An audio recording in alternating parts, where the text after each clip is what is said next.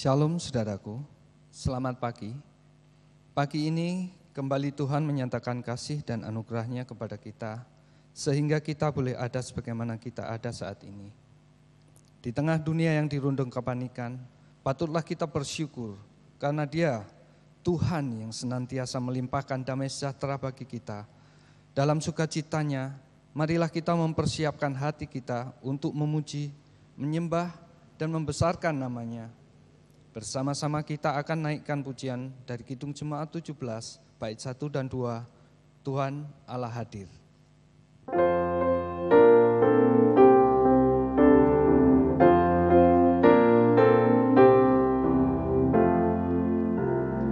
Tuhan Allah hadir pada saat ini, hai sembah sujud di sini.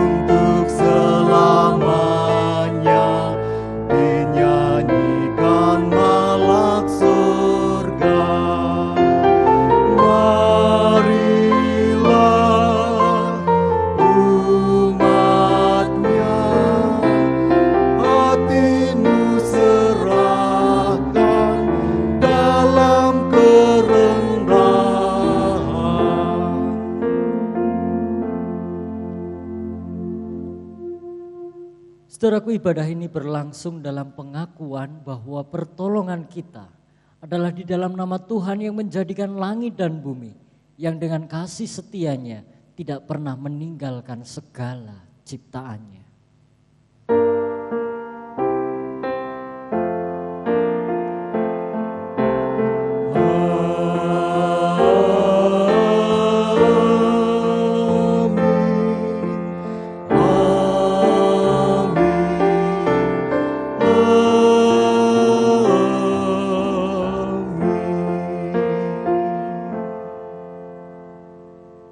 Kasih karunia dan damai sejahtera dari Allah Bapa kita dan dari Tuhan kita Yesus Kristus serta persekutuan dengan kuasa Roh Kudus menyertai saudara. Dan beserta saudara juga. Saudara, tema ibadah pada pagi hari ini adalah arahkanlah hatimu kepada Tuhan. Perjalanan untuk mengarahkan hati memang membutuhkan perjuangan. Dalam tantangan demikian, Tuhan senantiasa memberikan kesempatan bagi kita untuk terus berproses, mengarahkan hati kepadanya. Pemazmur menuliskan pemahaman teologisnya bahwa Tuhan itu pengasih dan penyayang, panjang sabar, dan besar kasih setianya. Allah senantiasa memberikan kesempatan ketika kita sebagai umatnya terkadang kurang terarah kepada Tuhan, melenceng dan tegar tengkuk. Namun di tengah keadaan yang demikian, Allah tetap menanti dengan sabar, menuntun kita dan tetap tidak mengurangi porsi kasih-Nya kepada kita. Oleh sebab itu, layak dan pantas kita mengungkapkan besar kasih setianya. Ia tetap setia meski umatnya tidak setia. Marilah kita menyanyikan lagu NKB 34, 1 dan 2, Setiamu Tuhanku.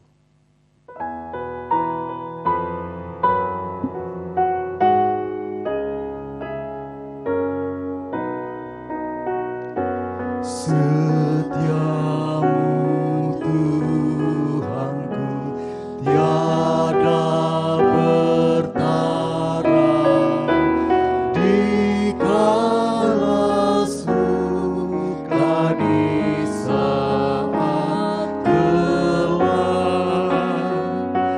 Kasih-Mu Allahku tidak berubah.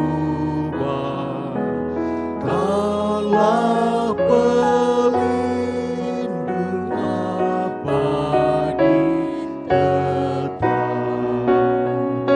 Setiamu Tuhanku, mengharu hatiku.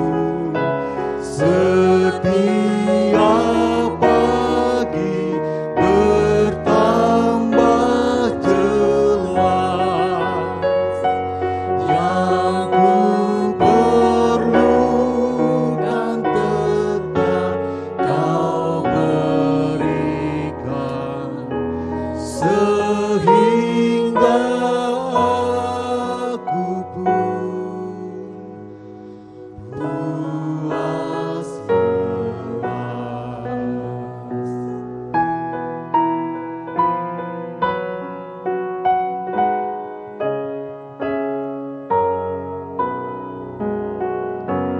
Damai-Mu Kau beri dan pengampunan,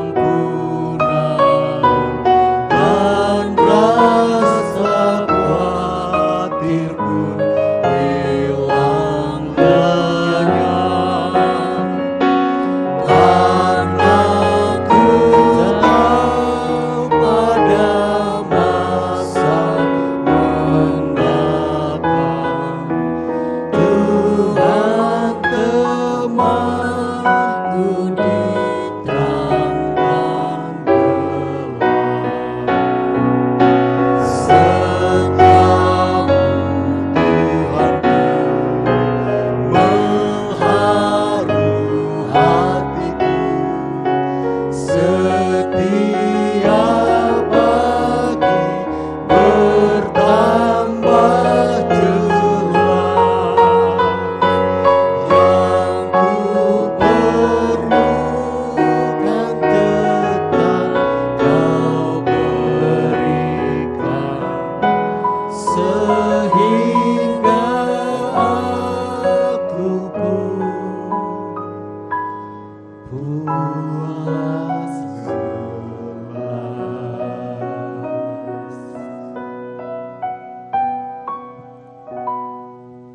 Marilah kita bersama-sama berdoa, memohon pengampunan Tuhan atas segala dosa-dosa yang kita lakukan. Mari kita berdoa. Bapa Surga, Bapa Surgawi, kembali kami datang ke hadirat-Mu dengan kerendahan hati. Kami menyadari ketidakberdayaan kami. Kami bukanlah apa-apa. Kami bukanlah siapa-siapa tanpa Engkau. Sungguh kami menyadari betapa kami sering melukai hati-Mu dengan kesenangan-kesenangan semu kami.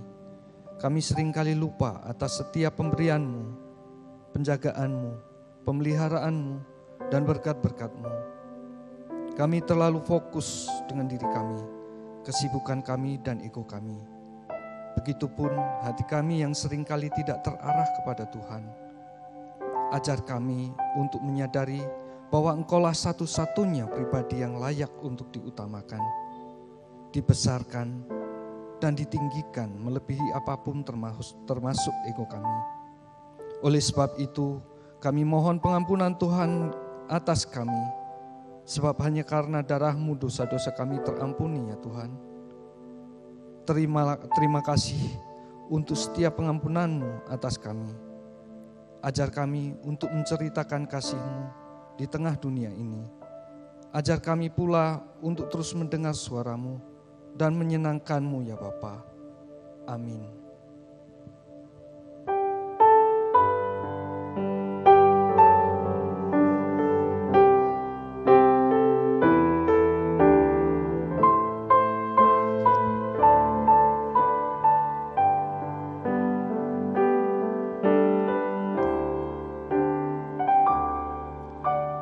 Tuhan, ku mau menyenangkan-Mu.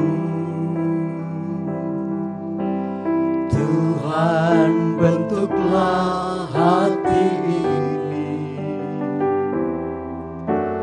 jadi bejana untuk hormat-Mu, cemerlang bagai emas murni. Tuhan, ku serahkan hatiku,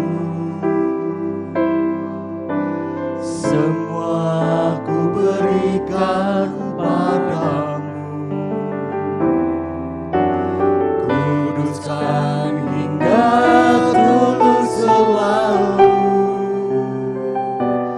agar aku menyenangkan-Mu. Menyenangkan-Mu, senangkan-Mu, hanya itu kerinduanku. Menyenangkan-Mu, senangkan hati-Mu, hanya itu kerinduanku.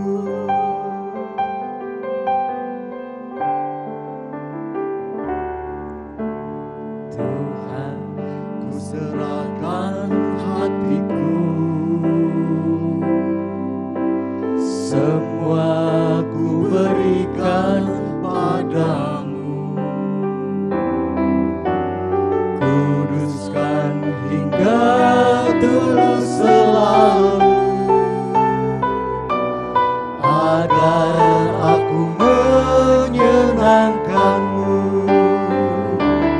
Menyenangkan-Mu, senangkan-Mu, hanya itu kerinduanku. Menyenangkan-Mu, senangkan hati-Mu, hanya itu kerinduanku. Hanya itu kerinduanku.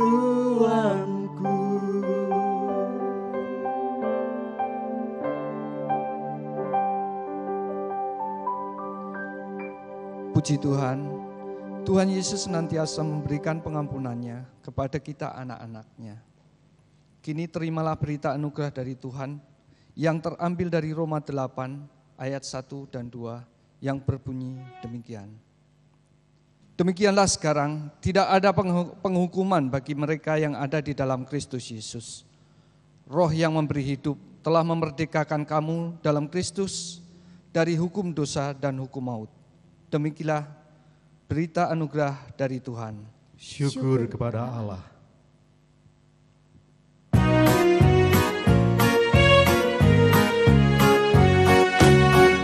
Mau berjalan dengan juru selamatku, di lembah berbunga dan berair sejuk. Ya kemana juga aku mau mengikutnya, sampai aku tiba di negeri bakar. Ikut, ikut, ikut Tuhan Yesus, ku tetap mendengar dan mengikutnya. Ikut, ikut, ikut Tuhan Yesus, ya kemana juga ku mengikutnya.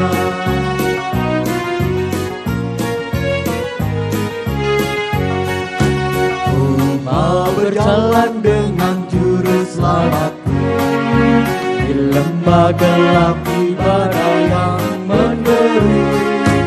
Aku takkan takut di bahaya apapun, bila ku dibimbing tangan Tuhanku. Ikut, ikut, ikut Tuhan Yesus, ku tetap mendengar dan mengikutnya. Ikut, ikut, ikut Tuhan Yesus, ya kemana juga ku mengikutnya.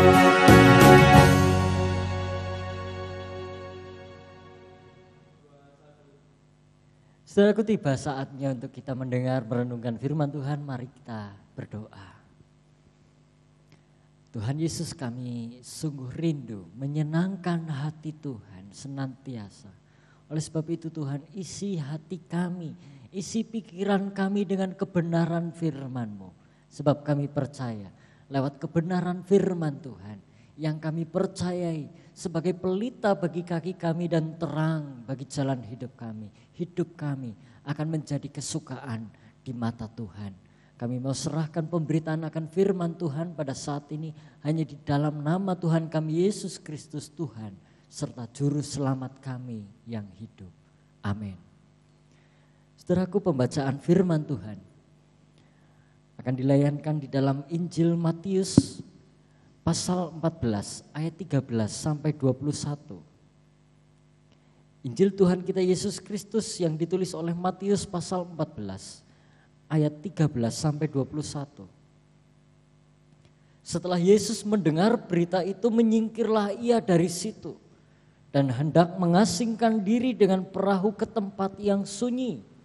Tetapi orang banyak mendengarnya dan mengikuti dia dengan mengambil jalan darat dari kota-kota mereka. Ketika Yesus mendarat, ia melihat orang banyak yang besar jumlahnya, maka tergeraklah hatinya oleh belas kasihan kepada mereka, dan ia menyembuhkan mereka yang sakit. Menjelang malam, murid-muridnya datang kepadanya dan berkata, "Tempat ini sunyi dan hari sudah mulai malam. Suruhlah orang banyak itu pergi, supaya mereka dapat membeli makan di desa-desa." Tetapi Yesus berkata kepada mereka, "Tidak perlu mereka pergi, kamu harus memberi mereka makan." Jawab mereka, "Yang ada pada kami di sini hanya 5 roti dan 2 ikan." Yesus berkata, "Bawalah kemari kepadaku." Lalu disuruhnya orang banyak itu duduk di rumput. Dan setelah diambilnya 5 roti dan 2 ikan itu, Yesus menengadah ke langit dan mengucap berkat. Lalu memecah-mecahkan roti itu dan memberikannya kepada murid-muridnya. Lalu murid-muridnya membagi-bagikannya kepada orang banyak. Dan mereka semuanya makan sampai kenyang. Kemudian orang mengumpulkan potongan-potongan roti yang sisa 12 bakul penuh. Yang ikut makan kira-kira 5.000 laki-laki, tidak termasuk perempuan dan anak-anak. Saudaraku, demikianlah pembacaan Injil. Berbahagialah mereka yang mendengar firman Tuhan serta yang melakukannya di dalam kehidupannya. Haleluya.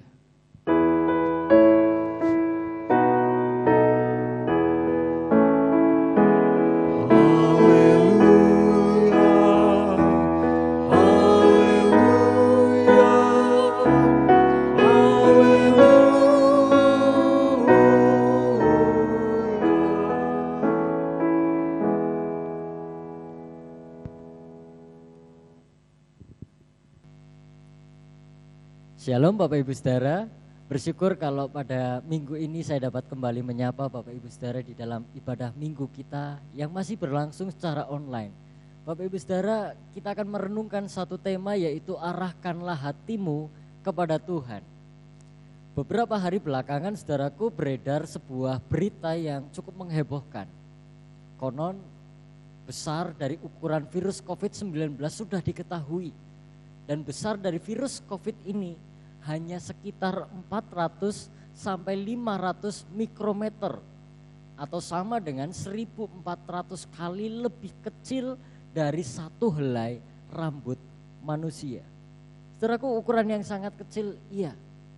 Bahkan dua peneliti asal Amerika yaitu Anthony Erfer serta Stanley Perman di dalam publikasi penelitian di situs Pusat Informasi Bioteknologi Nasional Amerika Serikat bahkan menyebutkan bahwa ukuran virus COVID-19 itu bisa berukuran jauh lebih kecil, yakni hanya sekitar 125 nanometer atau 0,125 mikrometer. Bisa kita bayangkan betapa kecilnya virus ini. Tidak bisa kita lihat dengan mata telanjang, harus menggunakan alat yang biasa disebut sebagai mikroskop elektronik. Mikroskop elektronik ini saudaraku bisa memperbesar objek sampai 2 juta kali lebih besar dari ukuran sebenarnya. Saudara, ukuran kecil tidak membuat virus ini bisa disepelekan. Pada kenyataannya saudaraku, virus yang berukuran sangat kecil ini bisa mengubahkan kehidupan kita. Kita lihat kehidupan kita, mulai dari hal yang sederhana. Kita dulu tidak pernah jarang untuk mencuci tangan. Tapi kini setelah tersebar virus COVID-19, kita mulai belajar untuk cuci tangan dan lebih sering lagi untuk mencuci tangan kita. Kita yang dulu tidak pernah atau bahkan jarang menggunakan masker kemana-mana, sekarang kita harus pergi menggunakan masker. Bahkan tidak cukup menggunakan masker, kita dianjurkan untuk juga menggunakan face shield, pelindung wajah. Dulu ketika kita keluar rumah, kita jarang menggantinya sesampai di rumah. Tetapi sekarang setelah kita bepergian sampai rumah, kita harus segera mengganti pakaian kita. Terlebih ketika kita pergi ke tempat yang umum, tempat yang ramai, rumah sakit, pasar, dan lain sebagainya. Saudaraku, dulu tanpa jarak, kita bisa berinteraksi, kita bisa ngobrol, bercakap-cakap dengan siapapun, kita bisa duduk berdampingan dengan siapa saja.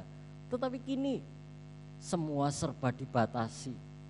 Saya ingat betul Bapak Ibu Saudara, beberapa hari yang lalu saya antarkan istri saya ke rumah sakit dan saya ditegur.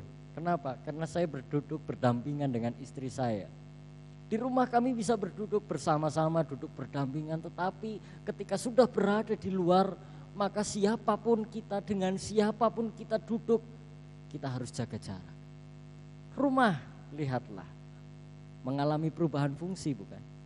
Tadinya kita menjadikan rumah kita hanya sebagai tempat untuk istirahat, tetapi kini kita menjadikan rumah sebagai pusat kehidupan kita. Kita bekerja dari rumah, kita belajar dari rumah, bahkan kita beribadah pun dari rumah. Rumah menjadi tempat di mana kita melakukan kegiatan sehari-hari. Saudara, belum lagi kalau kita melihat bagaimana kehidupan perekonomian sekarang ini. Kalau kita melihat banyak orang yang mengalami PHK, kehilangan pekerjaan, yang pendapatannya menurun belakangan ini. Kita baru sadar bahwa ternyata virus yang kecil itu bisa berdampak besar. Virus yang kecil itu ternyata bisa membawa perubahan. Dan tentu perubahan hidup yang kita jalani tidak mudah. New normal adalah kehidupan yang abnormal untuk kita. Kita harus kembali beradaptasi, memulai gaya hidup yang baru. Tapi satu hal yang ingin saya tunjukkan kepada Bapak Ibu Saudara. Kalau virus COVID-19 yang kecil saja memiliki dampak yang luar biasa, maka perhatikanlah kehidupan kita. Sebab ketika kehidupan kita kecil di mata dunia, Tuhan pun bisa menjadikan kita sebagai orang-orang yang berdampak, membawa perubahan di tengah-tengah dunia ini. Kalau Tuhan Yesus sendiri bisa mengubahkan 5 roti 2 ikan jadi berkat bagi banyak orang, Tuhan Yesus bisa memberkati banyak orang, lebih dari 5.000 orang hanya dengan 5 roti dan 2 ikan. Maka kita yang kecil, kita yang dipandang rendah bisa dijadikannya sebagai berkat. Tetapi yang menjadi pertanyaan dan persoalan saudaraku, apakah kita betul-betul menyerahkan hidup kita? Apakah kita betul-betul mengarahkan hati kita, hidup kita kepada Dia yang berkuasa? Saudara, ketika saya sendiri merenungkan apakah sungguh saya menyerahkan hidup saya kepada Tuhan, saya jadi teringat Bapak Ibu Saudara pada satu fakta yang menarik tentang tembok besar Cina. Tembok ini dibangun untuk mencegah serangan bangsa Mongol dari utara. Butuh waktu yang lama, ratusan tahun. Bahkan proses pembangunannya saudaraku sudah dilakukan sejak sebelum Kaisar Cina yang pertama, yaitu Qin Shi Huangdi. Waktu pembangunannya begitu lama. Dan tentu tembok besar Cina dibangun tidak main-main. Panjangnya mencapai 10.000 li atau kurang lebih 6.400 kilometer. Saudara tahu berapa panjang Pulau Jawa? Panjang Pulau Jawa hanya 1.316 kilometer, bandingkan dengan panjang dari tembok besar Cina yang mencapai 6.400 kilometer. Belum lagi kalau kita lihat tingginya 8 meter, lebar bagian bawah 8 meter, sedangkan lebar bagian atas 5 meter. Dan setiap 180 sampai 270 meter dibuat semacam menara pengintai. Saudaraku, kehadiran tembok besar Cina bagi orang yang hidup pada waktu itu memberikan perlindungan yang luar biasa. Tembok ini terlalu tinggi untuk bisa dipanjat. Tembok ini terlalu tebal untuk bisa didobrak. Tembok ini terlalu panjang untuk bisa dikelilingi. Itulah sebabnya orang-orang merasa aman ketika tinggal di dalam perlindungan tembok besar Cina. Tetapi ada satu fakta yang menarik, fakta yang begitu memprihatinkan. Ratusan tahun setelah tembok ini dibangun, kurang lebih 3 kali orang-orang yang tinggal di dataran Cina mengalami penyerbuan. Mereka diserang oleh musuh. Bagaimana caranya mereka bisa masuk? Bukankah zaman dulu belum ada nuklir? Mustahil rasanya mereka bisa mendobrak tembok yang begitu besar. Mudah untuk mereka. Mereka masuk dengan cara menyuap penjaga pintu gerbang. Mereka menyuap dengan uang, mereka menyuap dengan wanita-wanita. Itu sebabnya saudaraku, orang banyak kemudian mengatakan the Chinese were so busy relying upon the walls of stone that they forgot to teach integrity to their next generation. Orang-orang Tionghoa pada masa itu terlalu bersandar pada kekuatan tembok yang terbuat dari batu, sehingga mereka lupa untuk mengajarkan tentang integritas kepada generasi muda mereka. Maka saya mau katakan kepada Bapak Ibu Saudara, percuma kita percaya kepada Tuhan yang Maha Kuasa. Percuma kita memiliki Allah yang berkuasa mengubahkan 5 roti dan 2 ikan jadi berkat untuk banyak orang. Kalau di dalam kehidupan kita tidak berintegritas kepada Dia. Kalau kehidupan kita tidak kita arahkan kepada Dia. Lantas bagaimana caranya supaya kuasa Tuhan bisa sungguh-sungguh dinyatakan atas kita? Hari ini saudaraku, saya mau ajak Bapak Ibu Saudara, mari kita perhatikan satu kisah yang sungguh sangat menarik. Satu kisah yang dituliskan oleh semua penulis Injil. Bukan hanya Matius, tetapi juga ditulis oleh Markus, Lukas, Yohanes. Kalau hari ini saudaraku kita membaca, memperhatikan Matius 14 ayat 13 sampai 21. Kita juga bisa memperhatikan kisah ini di dalam Markus 6 ayat 30 sampai 44. Lukas 9 ayat 10 sampai 17. dan juga Yohanes pasal 6 ayat 1 sampai 13. Pertanyaannya, kenapa sampai semua penulis Injil sama-sama kompak menuliskan kisah ini?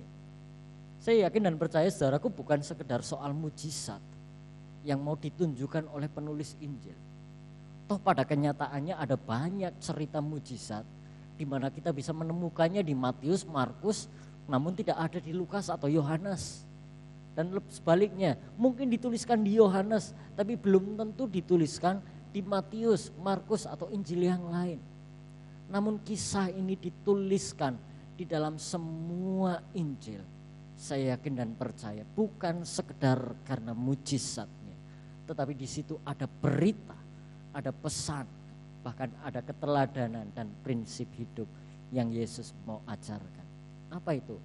Saya mau ajak Bapak Ibu Saudara, mari kita perhatikan dari ayat yang ke-13. Firman Tuhan saudaraku katakan di ayat yang ke-13. Setelah Yesus mendengar berita itu, menyingkirlah ia dari situ dan hendak mengasingkan diri dengan perahu ke tempat yang sunyi.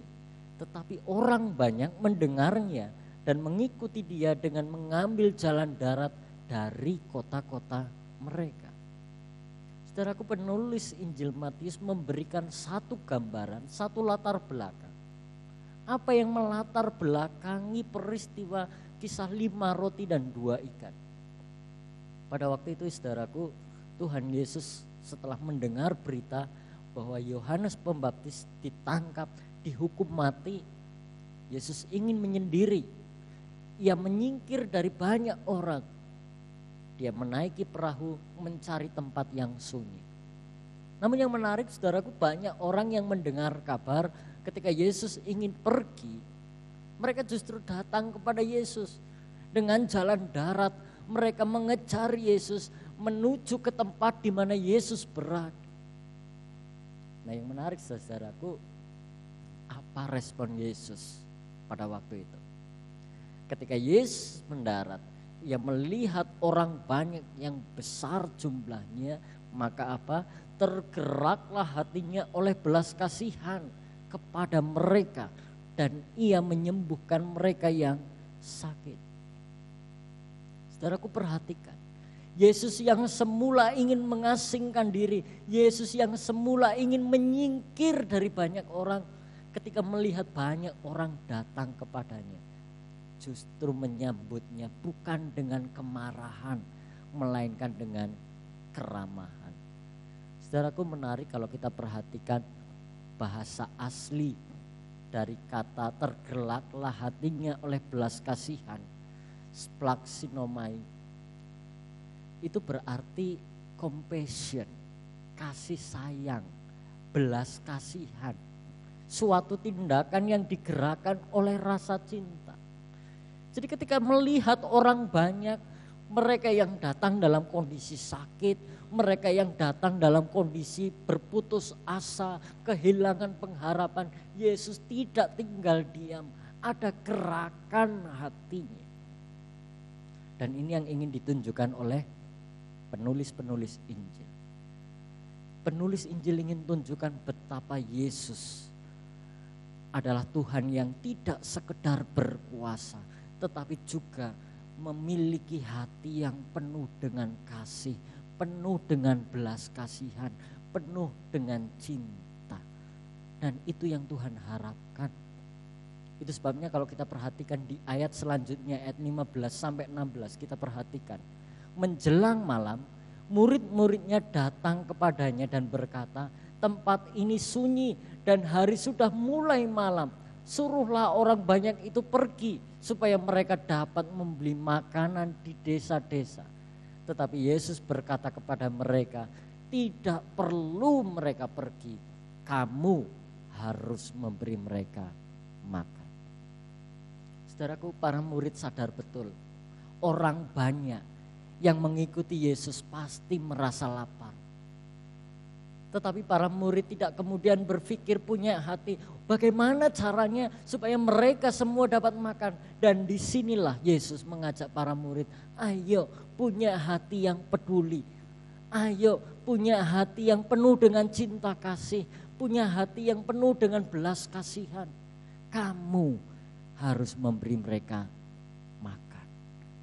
Saudaraku, inilah yang Tuhan harapkan pada kita. Hati yang penuh dengan cinta kasih, kepedulian. Saya ingat betul saudaraku, suatu kali ratusan tahun yang lampau pernah terjadi. Seorang anak diajak oleh orang tuanya melihat pameran lukisan. Ketika semua orang terpukau, semua orang kagum ketika melihat lukisan Kristus yang berdiri di hadapan Pilatus. Di mana di situ Pilatus secara simbolis mencuci tangannya sebelum Yesus dijatuhi hukuman mati. Anak ini nampak gelisah. Ketika orang banyak berdecak kagum, anak ini justru bertanya-tanya, mengapa tidak ada yang mau menolongnya? Saudaraku, anak ini memiliki mata yang berbeda dibandingkan mata-mata orang yang lain. Ketika melihat lukisan Yesus, hatinya tergerak. Dia bertanya-tanya, mengapa tidak ada yang mau menolongnya? Anak ini adalah Evangeline Corybut. Ia lahir pada tahun 1865 dan meninggal pada tahun 1950. Ia adalah anak bungsu dari pendiri Bala Keselamatan William Booth. Saudaraku, di kemudian hari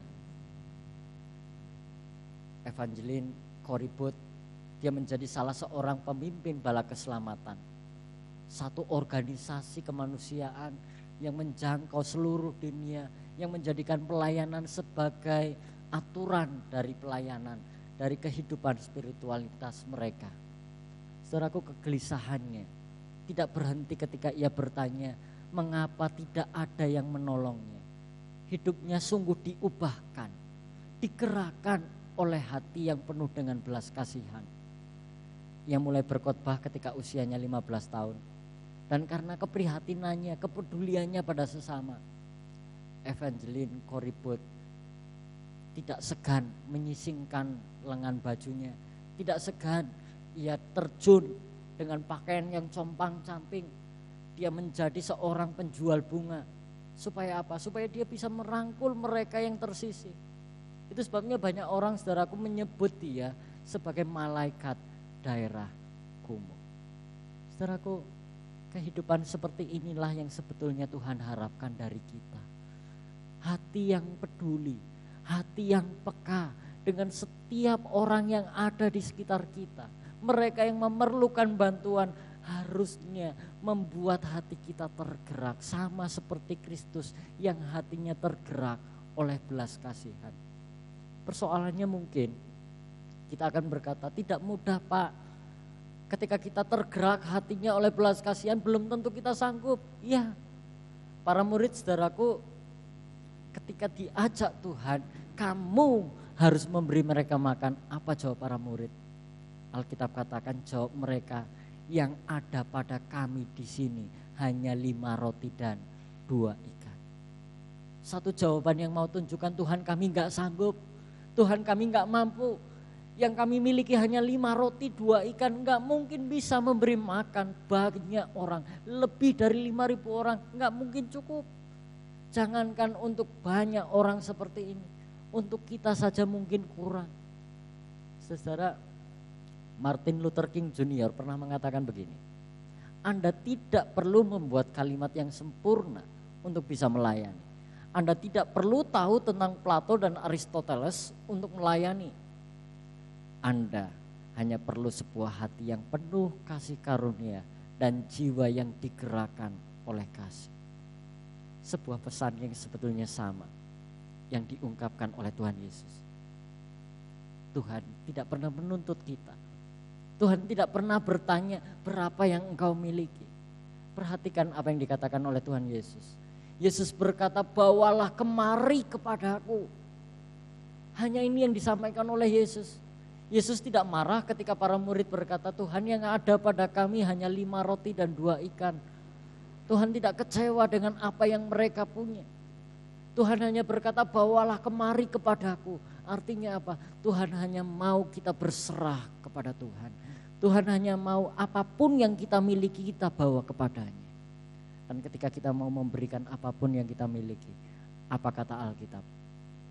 Alkitab kita katakan, lalu disuruhnya orang banyak itu duduk di rumput. Dan setelah diambilnya 5 roti dan 2 ikan itu, Yesus mengenadah ke langit dan mengucapkan berkat. Lalu memecah-mecahkan roti itu dan memberikannya kepada murid-muridnya. Lalu murid-muridnya membagi-bagikannya kepada orang banyak.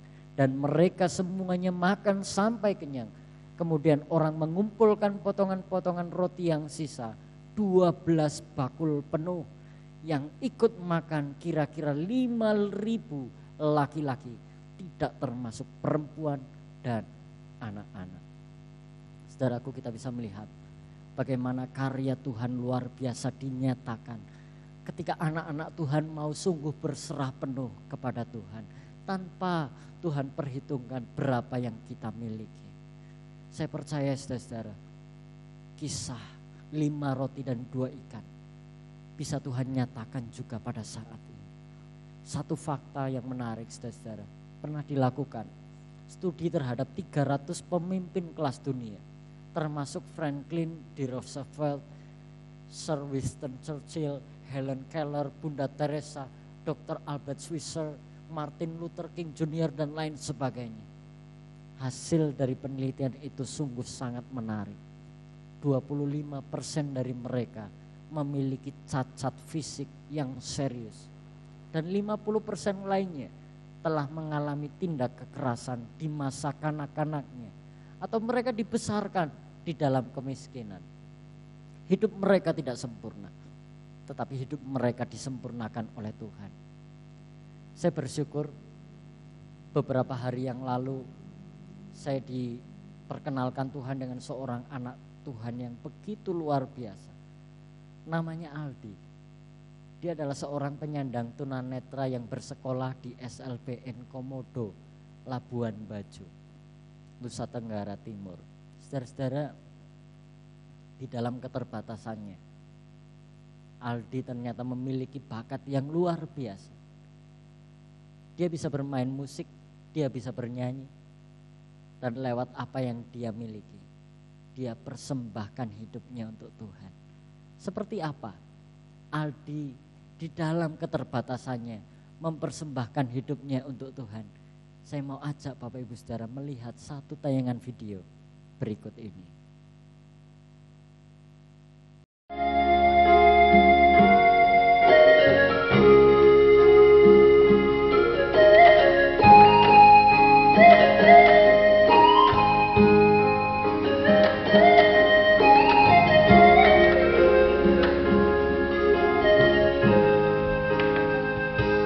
Hidup ini adalah kesempatan. Hidup ini untuk melayani Tuhan. Jangan sia-siakan waktu yang Tuhan beri. Hidup ini harus jadi berkat. Hidup ini adalah kesempatan. Hidup ini untuk melayani Tuhan. Jangan sia-siakan waktu yang Tuhan beri. Hidup ini harus jadi berkat. Oh Tuhan, pakailah hidupku selagi aku masih kuat. Bila saatnya nanti ku tak berdaya lagi, hidup ini sudah jadi berkat.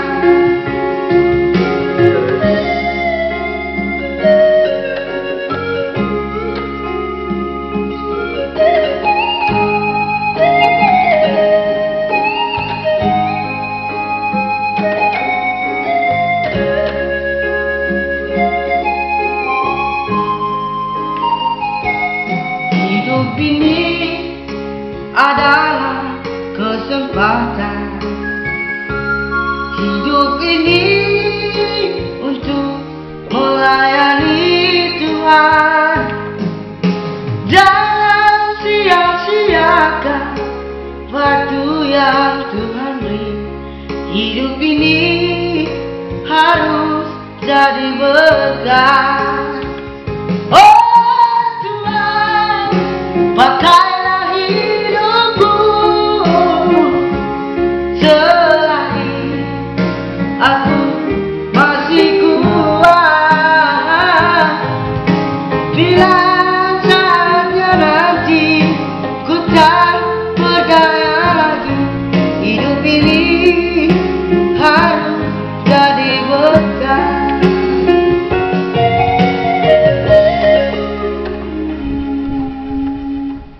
Terima kasih. Saudara, kita sudah lihat bagaimana Aldi melakukan pelayanan untuk Tuhan. Aldi yang penuh dengan keterbatasan fisik bisa dipakai Tuhan secara luar biasa. Saya percaya saudara dan saya, kita semua juga bisa menjadi anak-anak Tuhan yang luar biasa. Kita bisa menjadi anak-anak Tuhan yang berdampak, membawa perubahan di tengah dunia ketika kita sungguh mau mengarahkan hati kita, hidup kita kepada Tuhan. Amin. Marilah bersama dengan umat Allah di segala masa dan tempat, kita mengikrarkan pengakuan iman kita menurut pengakuan iman rasuli. Aku percaya pada Allah, Bapa yang Maha Kuasa, Khalik langit dan bumi, dan kepada Yesus Kristus, Anaknya yang tunggal Tuhan kita, yang dikandung dari Roh Kudus, lahir dari anak darah Maria, yang menderita sengsara di bawah pemerintahan Pontius Pilatus, disalibkan, mati dan dikuburkan, turun ke dalam kerajaan maut. Pada hari yang ketiga, bangkit pula dari antara orang mati, naik ke surga, duduk di sebelah kanan Allah, Bapa yang Maha Kuasa, dan dari sana Ia akan datang untuk menghakimi orang yang hidup dan yang mati. Aku percaya kepada Roh Kudus, gereja yang kudus dan am, persekutuan orang kudus, pengampunan dosa, kebangkitan orang mati, dan hidup yang kekal. Amin. Saudaraku, mari kita menaikkan doa syafaat kita, mari kita berdoa. Bapa di dalam sorga, pada saat ini kami bersatu hati berdoa di tengah-tengah usaha kami bersama dengan pemerintah, bahkan seluruh warga dunia untuk memerangi pandemi COVID-19. Tuhan pimpin, Tuhan sertai, sehingga setiap usaha yang kami lakukan, baik kami sebagai warga biasa, untuk kami mematuhi protokol-protokol kesehatan, pun juga pemerintah yang berupaya sekuat tenaga untuk mencari jalan keluar, mengatasi persoalan-persoalan yang muncul akibat COVID-19 ini. Tuhan pimpin sertai kami semua, sehingga kami semua boleh bahu-membahu, tolong-menolong, bekerja sama di dalam menghadapi persoalan pandemi COVID-19 ini. Bapa di dalam sorga, kami juga rindu berdoa untuk para tenaga medis yang bekerja sebagai orang-orang yang berada di garda terdepan, menangani langsung para pasien penderita COVID-19. Tuhan pimpin, Tuhan sertai, Tuhan jauhkan dari sakit penyakit, secara khusus dari penyakit COVID-19. Kami rindu Tuhan, Engkau juga memberkati kami, gereja Tuhan, di dalam upaya kami berbagi, upaya kami menjadi berkat di tengah-tengah pergumulan yang sedang dihadapi oleh dunia. Secara khusus Tuhan, pakai kami lewat aksi sosial dompet tanggap COVID-19 ataupun lewat gerakan doa serentak yang dilakukan setiap jam 9 malam. Kami mohon Tuhan, kiranya apa yang kami lakukan berkenan di hati Tuhan. Apa yang kami lakukan boleh menjadi berkat untuk orang-orang yang ada di sekitar kami. Terima kasih Tuhan, kami mau serahkan bangsa dan negara kami dan juga kehidupan dunia pada umumnya. Kiranya Tuhan memimpin menyertai supaya kami boleh tetap teguh memiliki pengharapan di dalam Tuhan. Kami mau serahkan Tuhan doa kami ini hanya di dalam nama Tuhan kami Yesus Kristus, Tuhan serta Juru Selamat kami yang hidup. Amin. Marilah jemaat, kita bersukacita dan menyatakan syukur karena Tuhan mempercayakan kita untuk membagikan kasih-Nya. Saudara yang lain, saat ini kita diajak memberikan persembahan dan persembahan kita berikan dengan mengingat firman-Nya dalam 1 Tawarikh 29 ayat 17a. Berilah kepada Tuhan kemuliaan namanya dan bawalah persembahan dan masuklah menghadap Dia. Sujudlah menyembah kepada Tuhan dengan berhiaskan kekudusan. Jemaat yang terkasih, untuk saat ini ada dua cara yang bisa kita lakukan untuk mempersembahkan persembahan kita. Yang pertama, jemaat bisa mempersembahkan dalam amplop tertutup yang dikumpulkan di rumah dalam setiap minggunya dan kemudian dapat kita serahkan ke gereja pada saat kelak kondisi normal kembali dan kebaktian dapat dilaksanakan seperti semula. Yang kedua, kita bisa mempersembahkan persembahan kita melalui transfer ke rekening milik GKI Temanggung. BCA dengan nomor 154-026-5000 atas nama Inariati Gunadi. Dan yang ketiga, jemaat dapat memberikan persembahan langsung melalui kantor gereja pada tiap hari Selasa, mulai pukul 10 sampai dengan pukul 15 WIB. Dan diserahkan kepada Penatua Ratnawati. Dan mari jemaat kita berdoa. Bapa yang penuh kasih, kami sungguh bersyukur untuk setiap karya-Mu dalam hidup kami. Kami berterima kasih untuk setiap hal yang boleh terjadi dalam hidup kami sampai dengan detik ini. Engkau Tuhan yang besar dan ajaib. Engkau Allah yang selalu memegang kendali hidup kami. Kami bersyukur untuk setiap aktivitas, pekerjaan, studi, dan apapun yang masih bisa kami lakukan di tengah situasi dunia yang sulit ini. Engkaulah gembala kami, tak akan pernah kekurangan kami. Saat ini anak-anak-Mu telah membawa persembahan yang kudus untuk Engkau.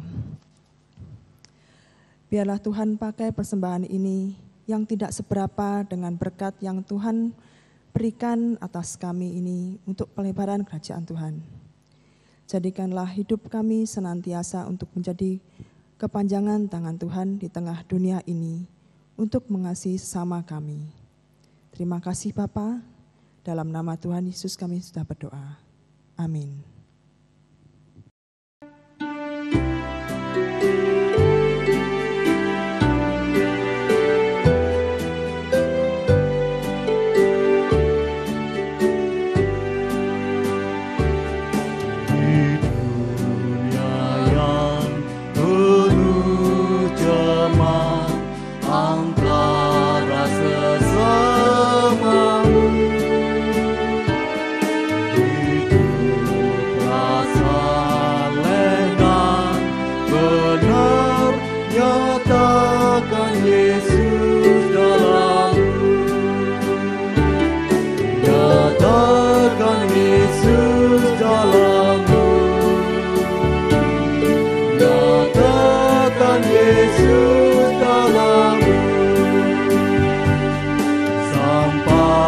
Firman dengan hati teguh, nyatakan Yesus dalammu.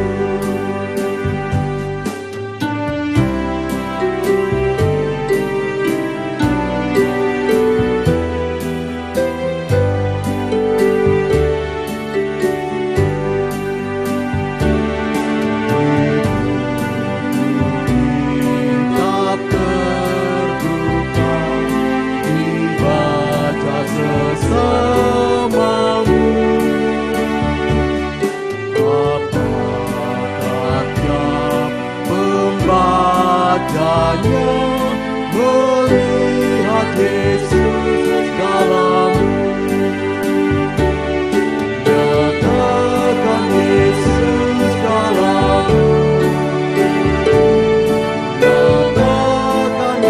Yesus dalammu.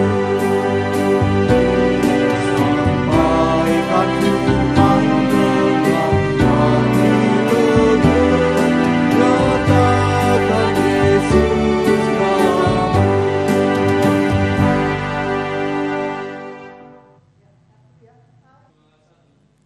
Saudaraku, arahkanlah hatimu kepada Tuhan. Kami mengarahkan hati kami kepada Tuhan. Jadilah saksi Kristus. Syukur kepada Allah Terpujilah Allah Bapa, Anak, dan Roh Kudus. yang tidak pernah memisahkan kami dari kasih-Nya sekarang dan selama-lamanya. Sekarang terimalah berkat dari Tuhan.